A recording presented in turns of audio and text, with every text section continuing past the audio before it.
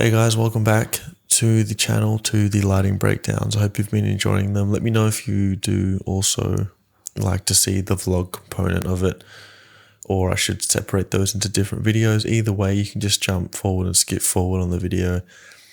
If it makes sense to you guys and it helps you for your next shoot, then yeah, I'll keep doing them.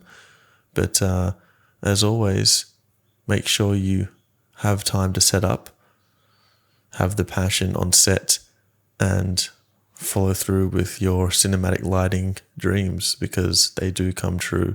And today I'm going to show you a corporate video that I was really happy about. I'm really happy about the way it ended up looking. The client was very happy with it, and they allowed me my creative freedom to actually, really create some depth, create some shape, color contrast, and just an overall creative and vivid look, which, let's face it, we're all interested in. We all are in filmmaking because we want to create the reality in which we see in our minds on film, on video, on image. So let's dive into it. So here we have the raw clip from yesterday's shoot. And as you can see already, it's a corporate kind of feel.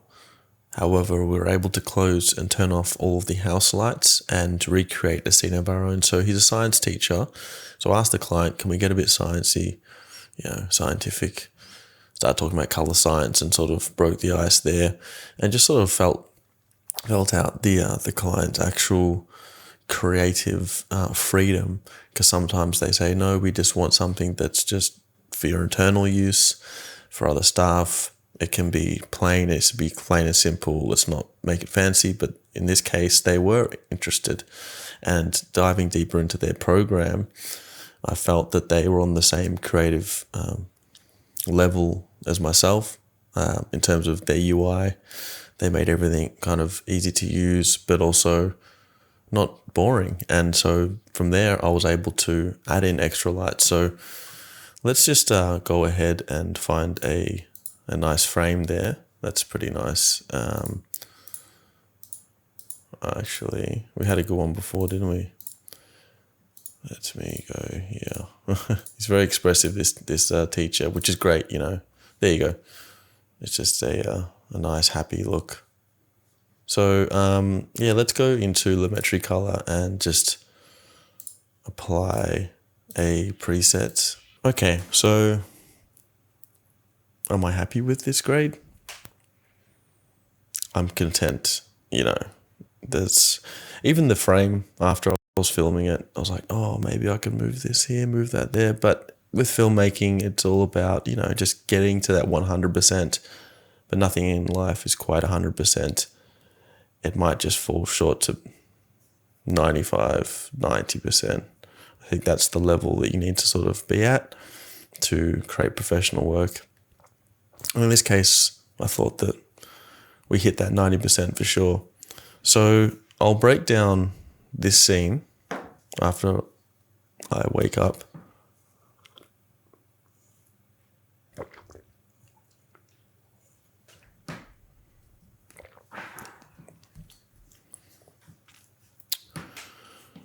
All right, so here we have a typical interview talking head video. Now I've framed it reasonably medium wide. We are filming in 6K on the Blackmagic Pocket Camera 6K.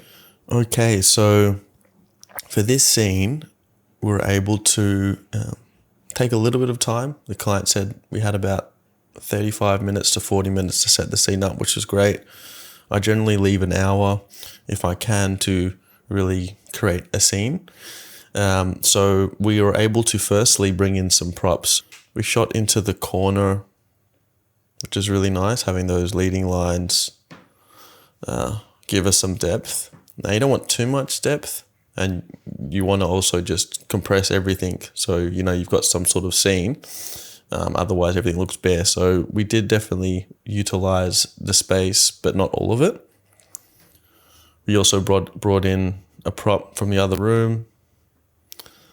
And also I saw this outside and I thought this little backdrop here, and I said, can we move that? And sort of thinking, oh, am I going to upset them by asking them to do some work? But as I said before, they were very into the creativity of both their platform and then consequently to the shoot representing their platform. So it all tied in together really nicely.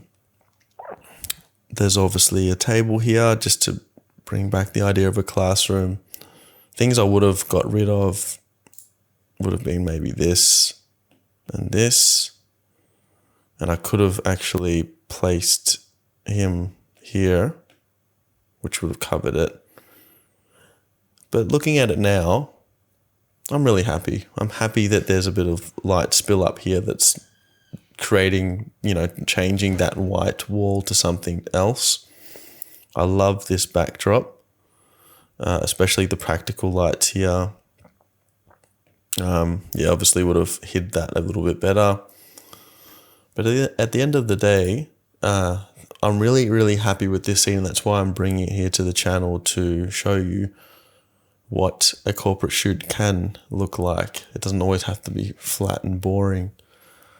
So firstly, we have the trusty Forza 300 with the parabolic 90 softbox with 2 layers of diffusion and the grid. And that's just giving the camera right, the subject's face, just a really nice glow, a really beautiful, soft, even light, 45 degrees from the camera. He's looking towards it. I think that it just really helps to show his character and really give us a really nice true tone. It also gives us good level for the body and the hands. Then on the other side, as a backlight, we have the Forza 60, and that just has a lens mount attachment, so quite a strong light. The Forza 300, just coming back here, was at 100%. And the Forza 60 was at 20%. Just to put into context, you have those 3 layers of diffusion on the Forza 300. Or you have essentially the first scrim and the second one, and then the grid. So technically 2 layers of diffusion and then just another modifier, but quite a lot of softness through those layers of diffusion. And that's at 100% for a 300 watt light. Whereas you've got the Forza 60 on the camera left at only 20%, but through that lens, so it kind of magnifies the intensity. And as we can see here on the subject's face, we just have this nice, cooler tone, which is really quite pleasant to see. And it also coincides with the windows. So bear in mind, you have to look at where's the natural light coming from. We can't just pretend that there's a massive light coming from this way and that's all there is. You do really need that backlight, which the Forza 60 is creating, is allowing us to show where the natural light is coming from. So we're wrapping that natural light around as best as possible. So it really does give us that nice sense of depth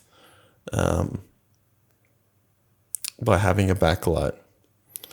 Now, after that, and as you can see here, we have 2 aperture MCs, one over here, and there's actually one behind the subject, which you can't see, and they're just giving the bottles on this fixture a little bit of glow and a little bit of shape and a point of interest, really.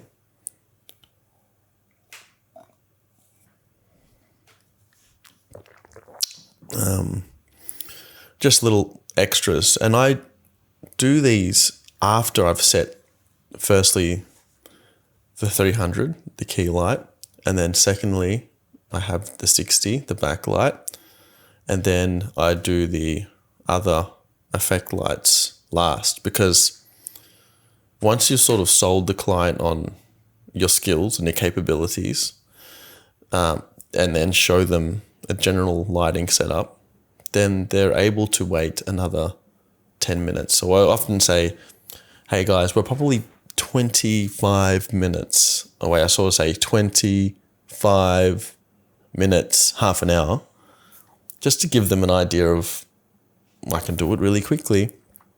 I can be out of here in 40 minutes flat, 10 minutes to set some random lights up and just go for it. But I sort of explain to them, hey, I'm really passionate about what I do. And if you just give me a moment, I'll show you what we can achieve. So then we set up the 300. Then we set up the 60. They're like, oh, it looks quite nice. Okay. While they're talking about that and we're having a few more jokes and a bit more small talk, it's very easy to set up the pavo tubes and the aperture MC. So just throw the apertures down there, switch them on, not a problem. I just chose red because at the moment I'm doing a bit of red and blue, just the favorite colors really, well, green as well, but I don't mind the yellow, the gold. I like all colors really. And after I set the aperture MCs up, then they thought that looked pretty good. And then finally I came over here and noticed that that Bob here, the torso, needed some backlight. So we used a PavoTube 2 15X and just shone that away to bounce against the red wall. So we have that little color contrast there. I believe that was at 20% power, which is great because for an interview that goes maybe half an hour, you have a guarantee that the battery's not going to go flat. I'm a battery conservationist, if you want to put it that way, where I often overestimate the chance that batteries will go flat and underestimate the battery's capacity by at least 3 or 4 times. So in this case, at 20%, it shows that I have about 4 or 5 hours battery life for the 15X on a reasonably full charge. And I go, well, that's safe. I wouldn't never put the battery, the power intensity at 100, even for something like half an hour. I just don't know if it's capable of powering it for that long, which most definitely is. And with Nanlite, I'm really confident with their battery readings and their estimates. They've proven to be really faithful and true. But you always have to have that extra layer of contingency in filmmaking. Things will and do often go wrong. So even at 20%, it's fine. And I felt that it just had enough glow. It actually, maybe a little bit too much glow. Maybe it could have been down to 10%, but it kind of worked. In this scene, we have the PavoTube 15X, the 300, the 60, and the 2 aperture MCs, which created this awesome scene here, which I'll give a bit of playback for. We'll just bring the quality down. I'm running this off the my NAS server. But as you can see, it's a dynamic shot and I'm really happy with how that turned out. So thanks for watching. Thanks for viewing the content. And for the few of you that are liking the videos, thank you as well. Be sure to like the video if you did enjoy it, and also comment if you think otherwise, if you thought you may have different opinions. I'm really interested in the discussion of lighting and also learning from the community how best to light, even just basic interviews such as this. So, we'll see you around the next one. Take care.